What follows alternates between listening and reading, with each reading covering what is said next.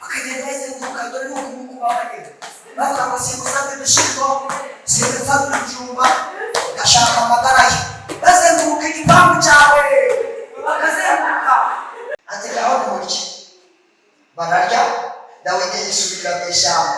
Icyo nshaka kubabwira ni iki? Gushukwaho amavuta kwawe cyangwa se guhamagarwa kwawe, iyo Imana iguhamagaye ubaye umunyentambara, iyo Imana ikuzanye, iyo ikuvanye mpfirira, iyo ikuzanye uba umunyentambara, uje kurwana, uje guhangana, uje gukora, ntabwo uje kwicara gusa. Dawidi amaze gusukwaho amavuta yahise asubira mu ishyamba.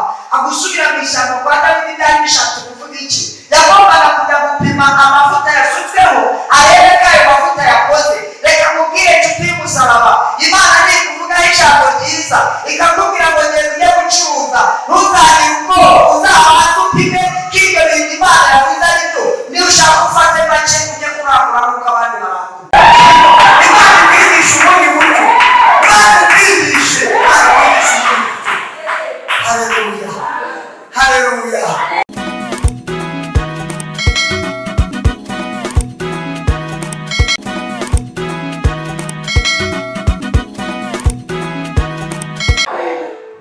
Mazina yanjye nitwa Felicien ufite amahoro. Felicien ufite amahoro. Nubwa mbere ngize hano ariko nanejejwe n'Imana kuko nasanze muri abantu b'Imana byanejeje. Yesu ashimwe. Ngiye ngeze ahantu iyo hari ikirere cy'umwuka ndabimenya, n'iyo ari ntacyo nabyo ndabimenya. Haleluya. Hano rero nasanze nta kibazo gihari. Reka dukomere Imana amashyi. Hanyuma nkorera umurimo w'Imana mu itorero rya ADEPR hariya ku Gasave, ariko ntuye ahantu bita Ibweramvura. Niba hari umuntu uhazi ni aho ngaho niho dutuye. Ndi umugabo rero, nubwo ndi mugufi ariko ndi umugabo.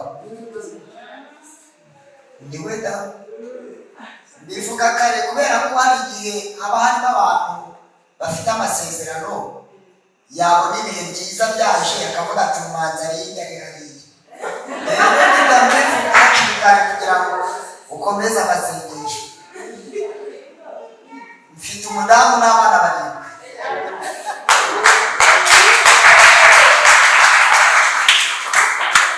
Hari igihe tubivuga ukabona umuntu ntabyishimiye, birimunejeje, ukabona arananiguye, ufite isoko.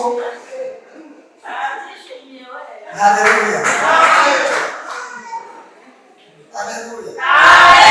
Imana ibahe umugisha. Reka dusome ijambo ry'Imana rero, ibindi tuzajya tugenda tuganira buke bukeya uko tuzajya tugenda tumenyerana. Zaburi, ijambo ry'Imana dusanga mu gitabo cya Zaburi ibice 125. Ubundi Zaburi ni indirimbo, ubwo ni indirimbo y'125, umurongo wawo wa 3. Reka dusome twumve icyo Bibiliya itubwiye.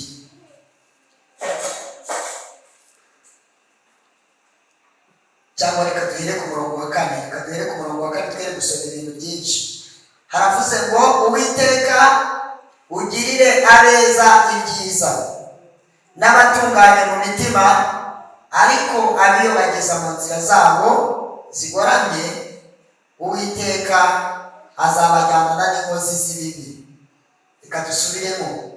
Uwiteka ugirire abeza ibyiza n'abatunganye mu mitima, ariko abiyobageza mu nzira zabo zigoramye Uwiteka azabajyana n'inkozi z'ibibi.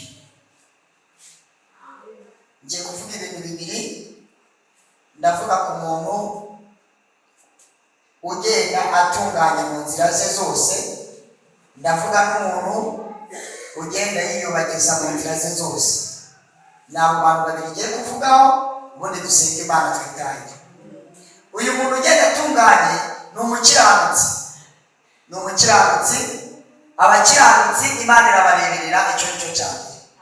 Umukiranutsi Imana iramurwanirira, icyo ni icya kabiri. Haleluya.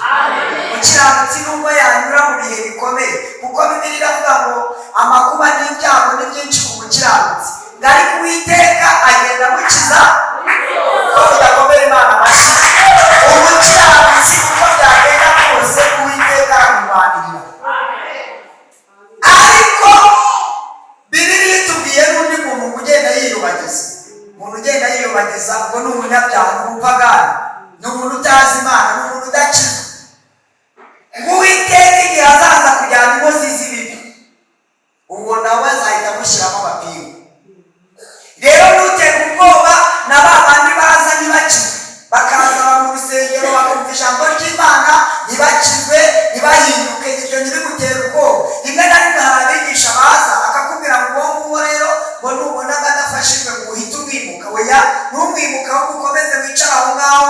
Igihe Uwiteka azaza gutwara inkozi z'ibibi, nawe azahita amushyiramo amapingu avuga ati wowe nawe uri kugenda wiyobagiza mu nzira zawe zose. Wumvishe ijambo ry'Imana ntibarikora iby'ijambo ry'Imana. Hanyuma aya magambo dusomye ni indirimbo za Dawidi. Bibiliya ivuga ngo ni indirimbo z'amazamuka. Yesu ashimwe. Indirimbo z'amazamuka hari igihe natwe tujya tuziririmba. Ni indirimbo umuntu aririmba ari mu bibazo cyangwa se ari mu bigeragezo. Ni indirimbo buryo uririmba utanejejwe n'ibikurimo. Rimwe na rimwe tujya turirimba tukavuga ngo yewe birwanya tuzakuzamuka, yewe birwanya tuzakuzamuka. Ubwo nyine ni indirimbo z'amazamuka. Ni indirimbo umuntu aririmba ari mu bigeragezo. Iyo umuntu ari mu bihe byiza, iyo umuntu anezerewe, iyo ari kubona hari ikintu Imana iri gukora, ahita avuga ngo ugejeje ukora Mana bayigushimiye, ndabyibutse ibyo wankoreye, Data bayigushimiye, warokoye narepfuye rubi, ndakwiturikiwe.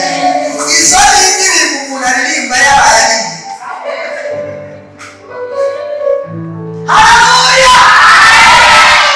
Reka twivugire ku ndirimbo rero y'amazamuka.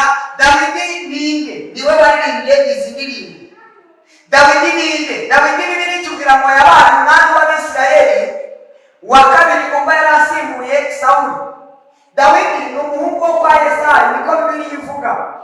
Igihe kimwe Isirayeli yayoborwaga n'abacamanza. Ikindi gihe Isirayeli yayobowe n'abantu benshi bagiye batandukanye. Ariko icyo nshaka kuvuga, hari umwami wayoboye Isirayeli ari we Sawuli, ngo Imana yamwibitse kugira ngo ajye kuyihorera indaba Abamaleki bari barakoreye ubwoko bw'Imana butaha buza mu gihugu cy'amasezerano. Ngo Abamaleki bari baravuze ngo ntabwo mucaho, nta nzira turi bubahe. Imana irareba irababara, iravuga iti Abamaleki ibintu bakoze ku bwoko bwanjye bwambukije inyanja itukura, barabyumvisha, amakuru barayafite, narabarwaniriye ndabashyigikira, ndabagaburira manu mu butayu, ayo makuru barayafite. None Abamaleki batangiriye ubwoko bwanjye, fashe ukuboko. Turi ku ijambo rivuga ngo umukiranutsi Imana iramurwanirira. Haleluya. Abamaleki bakoze ibyo bintu, Imana irababarira mu biti ibyo ari byo byose.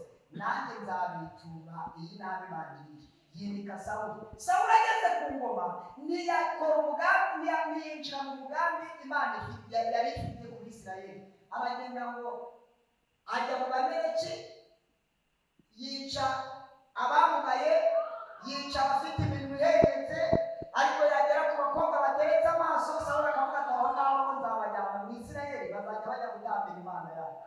Imana ako kantu karayibabaza. Ngo yagera ku nka nziza, Sawuli akayirokora akavuga ati iyo nayo ntabwo ndi buyirangize, ntabwo ndi buyice. Ubundi itegeko yari yahawe kwari kumaraho Abamaleki bose.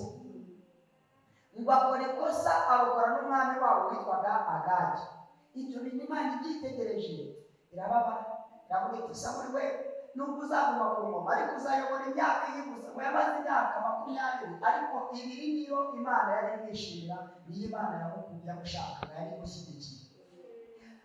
Hanyuma Imana ibabajwe n'ibyo bintu Sawuli akoze, ifata niba ari marete, nazanye igikapu hariya, umwanzuro yarafashe marete yayo, ikavuga iti rero naboneze neza.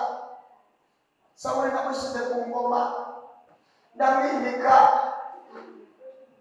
nashakaga ko azahora ababisha banje, none ntabwo ashohoje umugambi wanjye.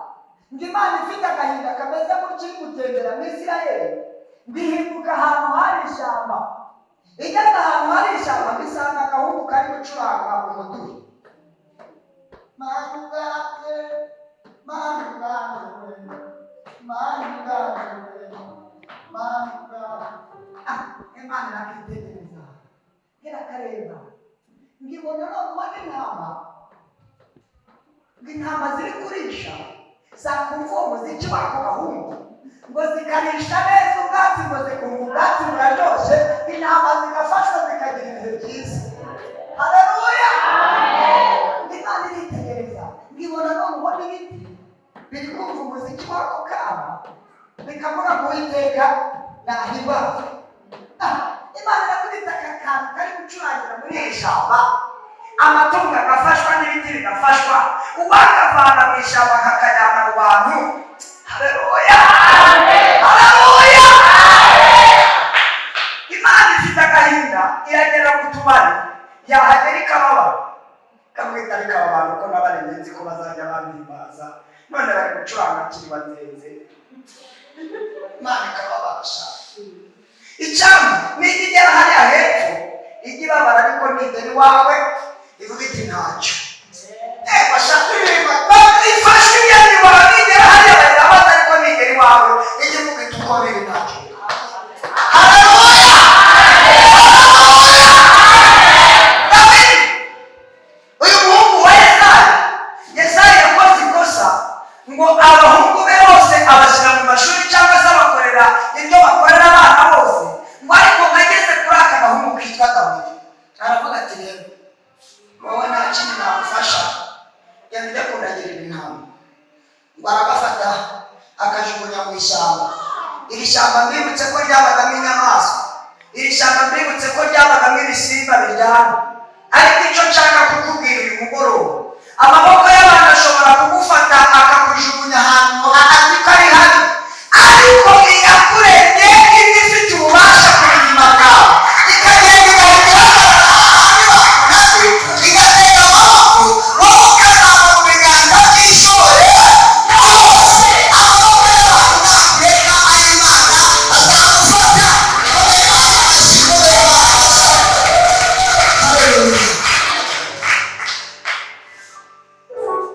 Imana ibonye ibyo nyina ku gahungu kari gukorera mu ishyamba, bwite isanga umuhanuzi. Ntamubwira iti Samweli we, Samweli ati karabo, genda rero kwa Yesayi, nabonye umuhungu ufite umutima umeze nk'uko nshaka, niko Bibiliya ivuga. Fata ihembe ryawe uryuzuze amavuta, ugende ujye kunyibikira Imana. Umuhanuzi ahita yumvira Imana. Ihembe ahita ricomeka mu karyamari, kagafuka k'ikote k'imbere burya kitwa karyamari. Ihembe arikubitamo, aravuga ati ndagiye, ngiye kumvira Imana. Aragenda ageze kwa Yesayi, ngo abona Yesayi ngo abahungu bawe bose bashyire hano, naje gukora icyo Imana ishaka. Yesu ashimwe. Amen. Yesu ashimwe. Amen. Nubwo arabazana aho abagejeje, tegeti cyangwa se igipimo cyangwa se ikintu kiri cyagombaga kubwira Samweli umwami uwo ari we, ni aya mavuta yari afite. Yesu ashimwe. Yesu ashimwe. Ngo azamutse ajya gusuka amavuta ku wa mbere, ni ba Shamana ba Eliyabu, ntabwo bo ngabo sinshaka no kubavuga, muzabivugire cyangwa umushumba azabababwire. Nzajya mvuga gakeya nshoboye, ndi na bugufi. Ngo bashaka bose ngo bari bigize gutya, ngo ni twebwe abandi, ngo kuko twarize, ngo twakoze ikoze, ngo dufite igisirikare cyinshi. Samweli nabo baritegereje, mbarebye koko ngabona bakwiriye ubwami.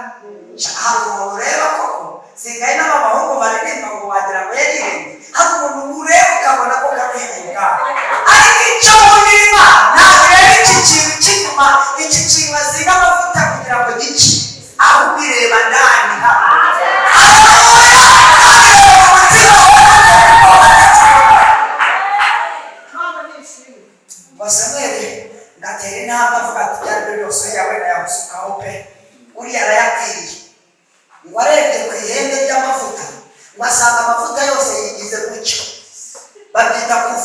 akaba yavuze bakugabona amavuta yose yo mwihema ngabona yigize gutya yarekure kurana kandi ubundi amavuta yari yarekuranye kuko agiye kwimika umwami. Samweli ngarakomeza ajya kuwa kabiri ajya kuwa gatatu abahungu bose arabahetura. Amaze kubahetura ngo abaza Yesaya ngo mbese abahungu bawe ni abangaba? Yesaya aravuga ati ni abangaba.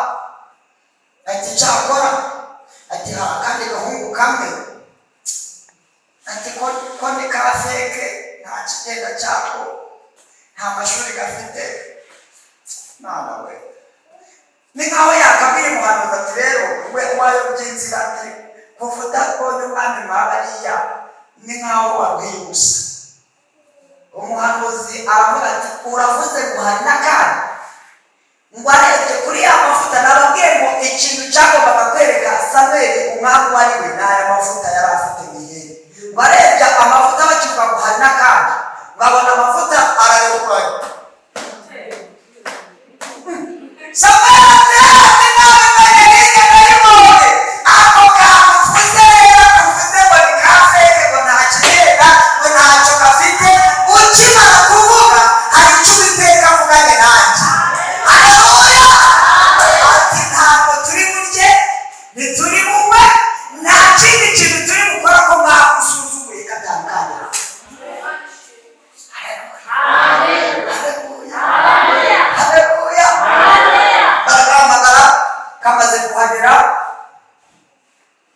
Amavuta atangira kwizunguza. Samweli afata ihembe aratambuka arakegera ngafata amavuta arayasukaho. Bakumwe baba barabibonye. Reka mbabwire icyo nkundira Imana idutabarira aho ababisha bacu bareba. Imana idutabarira aho ababisha bacu bareba. Ni ukugira ngo imbaraga zabo bari bafite kuri twebwe cyangwa ububasha bari babifiteho ni ukugira ngo bimenyekane ko hari Imana iri hejuru y'izo mbaraga bari babifiteho ububasha. Ni ukugira ngo imbaraga zabo bimenyekane ko nta gaciro zifite. Haleluya. Ngo bakume baravuga bati rero urabona kaya neza ko twayateguriye none nyakubahwa icyo pfa n'abantu iyo babonye Imana ikoze igitangaza bahita bahindura amagambo bakavuga bati banyakubahwa kandi mbere bavuga bati kadubiriwe. Ariko iyo babonye Imana ikoze igitangaza bahita bavuga bati banyakubahwa yaba data we aya meza nimwe twari twayateguriye kuva mu gitondo ntabariye ntabagize akantu afata none mwadufasha kukatubanziriza wajya mbere y'umwami. Sawa. Samweli aravuga Dawidi aravuga ati muravuze ngo banyakubahwa aya meza ni ayacu mwari mwaduteguriye. Ati rero namaze kubimenya ko amaboko y'Imana ariyo amvanye mu ishyamba. Amaboko y'Imana niyo yatumye ndeka guhekenya ibyufi. Amaboko y'Imana niyo yatumye ntahekenya imyumbati. None rero ayo maboko y'Imana nzanye hano imbere yayo ntabwo najya ntari nabanza gushimira inzanye hano. Bazana bya bindi byabo ngo baramubuta ngo nibo bakuru ngo barize ngo bazi mu Cyongereza mu Giswahili n'Igifaransa bo byose barabizi ariko birengagiza ko Imana iri mu mutima. Bibiliya yatubwiye ngo Dawidi niwe wari ufite umutima umeze nk'uko Imana ishaka. Haleluya. Haleluya. Aravuga ati ntabwo nanjye ndi bubiryeho ntari nabanza gushimira Imana. Bati nyine yishimiye musozi. Aravuga ati ikintu ndahinda cyafasha gushima Imana hari umuduri wanjye nsize hariya ku rugi genda ubanze uzanire banze ntarambere Imana ishobora byose. Umuduri barawuzana bamaze kuwuzana Dawidi atangira indirimbo avuga ngo Uwiteka niwe mwungeri wanjye. Haleluya. Aravuga ntabwo nzacena ngo kararyamisha mu cyanya cy'ubwatsi bubisi najyana iruhande rw'amazi adasuma aribwibuka Imana yagiye igucisha ku nyamaswa ntizirurye. Aravuga ati ndabimenye Uwiteka aya masaha amwunganirije ameza mu maso y'abanzi banjye. Amaze igikombe cyanjye namaze kumenya ko cyasesekaye kuko Uwiteka amaze gutsukaho amavuta ku mutwe. Dukomere Imana amashyi.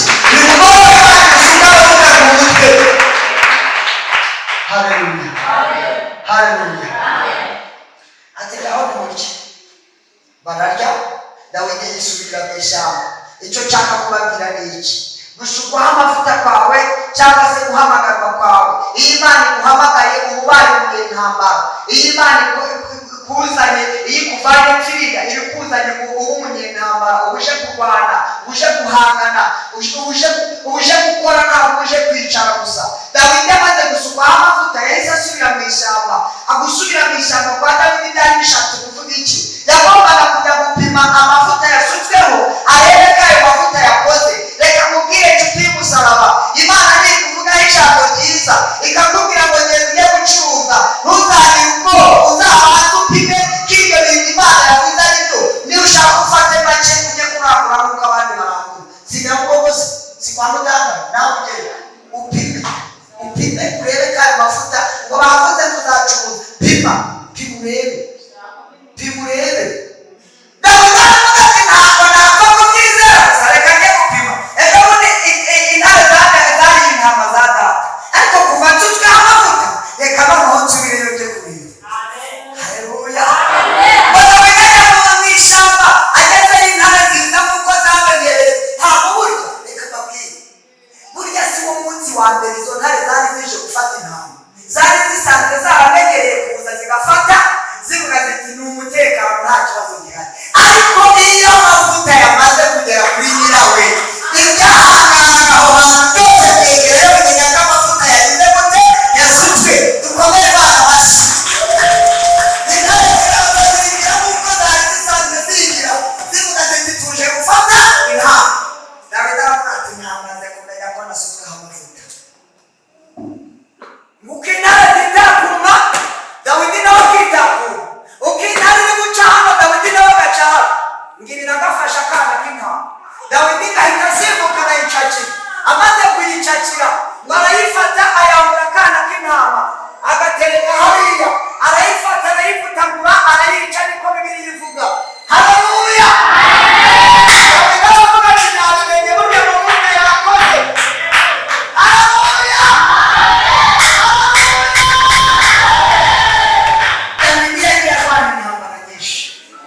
Dawidi yarwanya intambara nyinshi.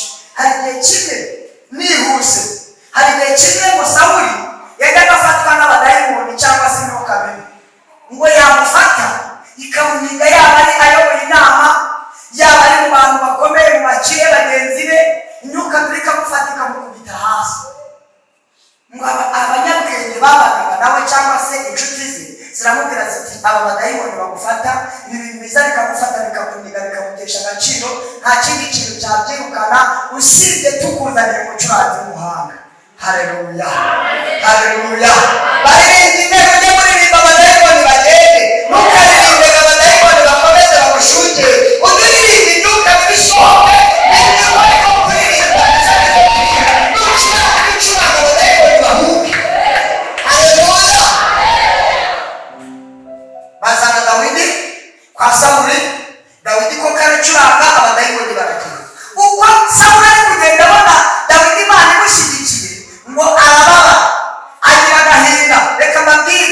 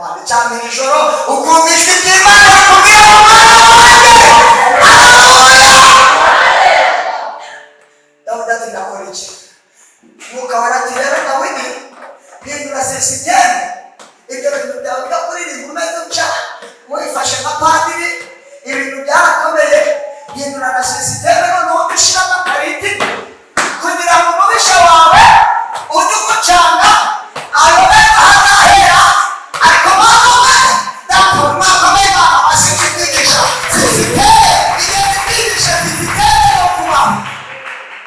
Haleluya. Dawidi ko kabikoze Sawuli agira ngo Dawidi aracyahangaza aririmba kwa kundi ubundi bitime z'abaririmbyi ni ahantu bazikuye burya ni kwa Dawidi. Yesu ashimwe. Yesu ashimwe. Yesu ashimwe. Yesu ashimwe. Nuba bida mukobwa munini ari kugira gutya ntuzagira ngo ni ibintu apfuye kuzana gusa.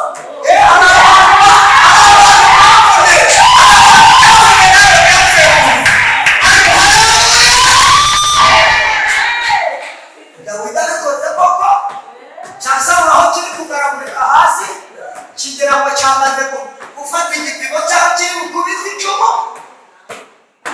Dawidi yirumira muri iyi sisiteme ya guca yewe icumu akubise asanga agahungu kabimukiriye.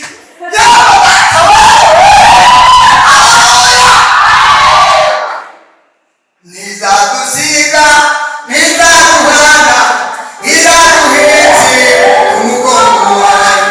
Ntizadusiga ntizaduhana iraduhetse umugongo wawe. Haleluya. Haleluya. Imana uyu mugoroba kwigisha ubundi buryo. Kwigisha ubundi buryo. Niba mutegera hano haruguru muri gare basanga bagize Kimironko uciye ahangaha nibasanga baciye ahangaha bavuge bataha turahatege ariko Imana ikwigisha ubundi buryo. Niba mutegera ku nyanya ejo bazasanga bashinzwe gushinga. Niba mutegera ku Kabaza bazasanga bari gucuruza ibirayi. Haleluya. Bagiye kwigisha ubundi buryo bwo kugenda bacangacanga.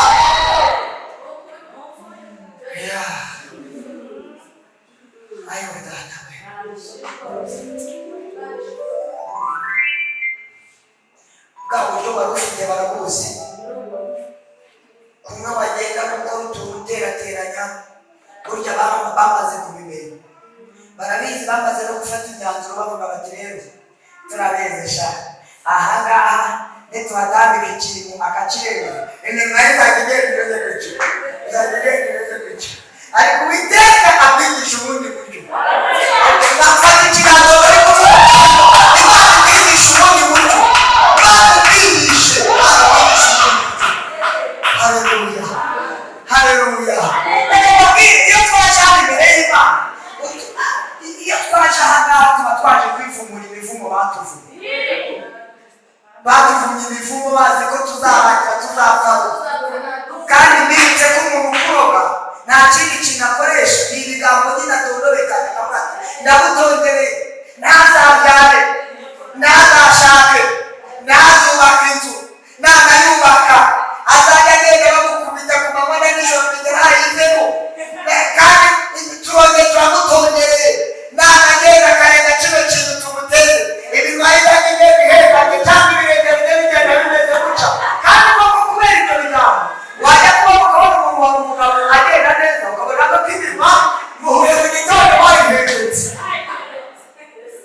Ariko iyo twaje hano imbere y'Imana umva kiba cyatuzanye ahangaha ushuru ni ukugira ngo iyo mivumo batuvumye twivumure. Haleluya. Tuba twaje kwivumura iyo twageze imbere y'Imana turahoga buri wese akajya ko baravuze ngo sinzabware ariko nzabwira mu izina rya Yesu. Baravuze ngo sinzashake nzashaka mu izina rya Yesu. Baravuze ngo sinzarya nzarya mu izina rya Yesu. Baravuze ngo nzapfa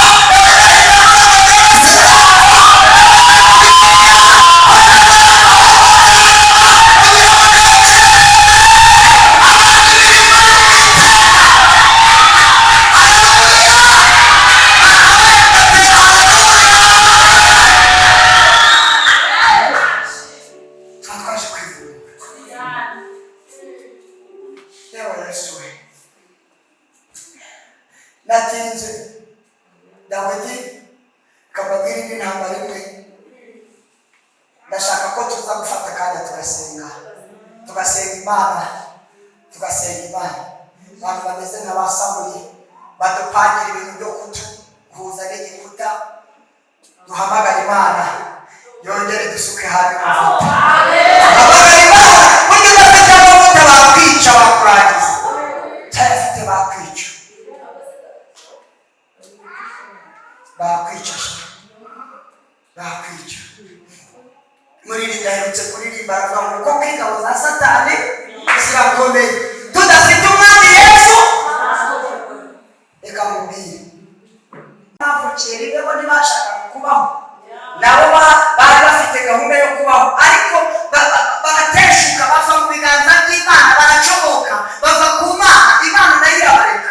Umuntu Imana ireka niyo Imana ikureka yamaze kubona ko nta n'umuntu ikigufiteho. Umuntu Imana ireka ni umuntu imaze kubona ko nta nyungu ikigufiteho, ariko iyo imaze kubona ko ikigufiteho inyungu 2025, 2050, 2060 abazagezayo, iyo Imana iri kubona uzakomeza kuyubaha, irakurinda, iragufata igahita ikuzirika ku kininda, niko Bibiliya ivuga, ikagushyira mu mugongo wawe, igaca ku babisha bakureba bayibaza ko bakabona Imana ntibakubone, ugaca ku bagome, ugaca ku barozi. Ubu reka nsubire inyuma gato. Hari abantu ubu bo bari bafite gahunda zo kuvuga ngo turagiye kwa Daforoza. Daforoza uri hano yihangane,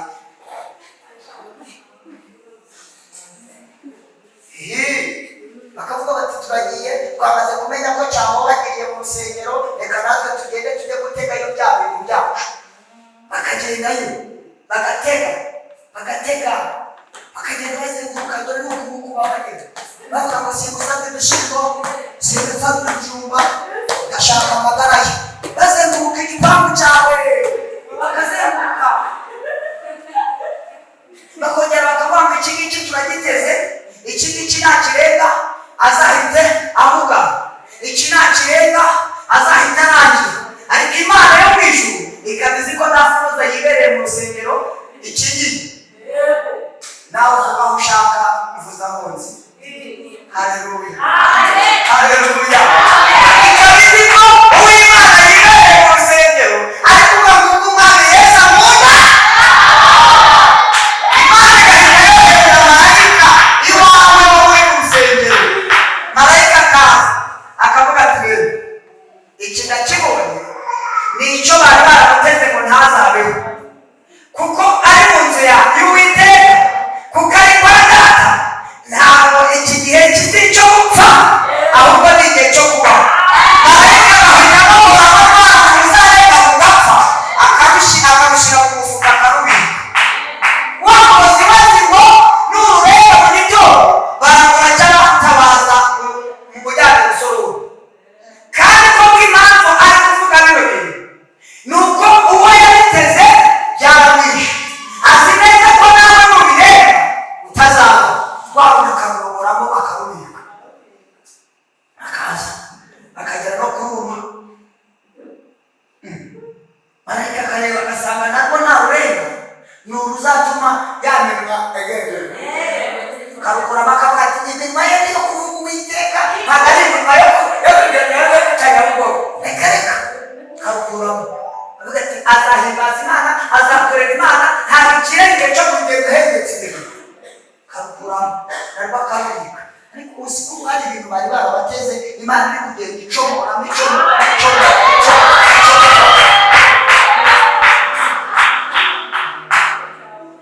bwaca mu gitondo.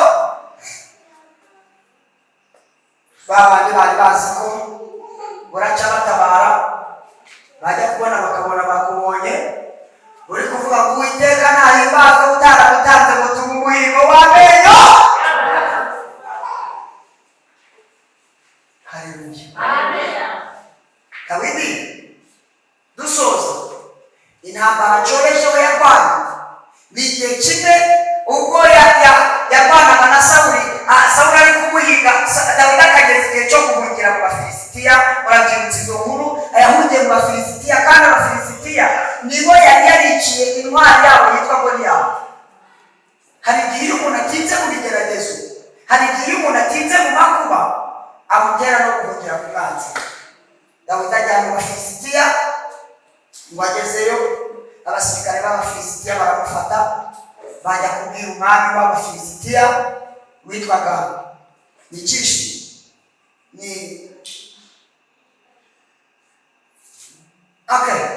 ibyo tubyihorere tuzajya muri teoloji bano basaza bazabitubwireho ntacyo bitwara ngo babwira umwami wabo baramubwira bati cya gihangange ya ntwari y'Abisirayeli twayifashe aravuga ati mwamufashe Dawidi bati twamufashe timugende mumuzane Dawidi ngo baramuzana ariko uko bari kumuzana ngo Imana ikagenda imubwira iti Dawidi we ibintu byakomeye mwumvishe kuko Dawidi yari afite umutima umeze nk'uko Imana ishaka bisobanuye iki iyo Imana yavugaga Dawidi yahitaga yumva ko Imana ivuze haleluya umwuka baramubwira ngo byakomeye amazi si yayandi ibintu byakomeye ugomba kumenya ko noneho bamaze kugera mu maboko y'ababisha Dawidi ati nakora iki umwuka baramubwira ati ikintu kiri bugukura ahangaha ni ugusaba Dawidi gatangira guhobora inkonda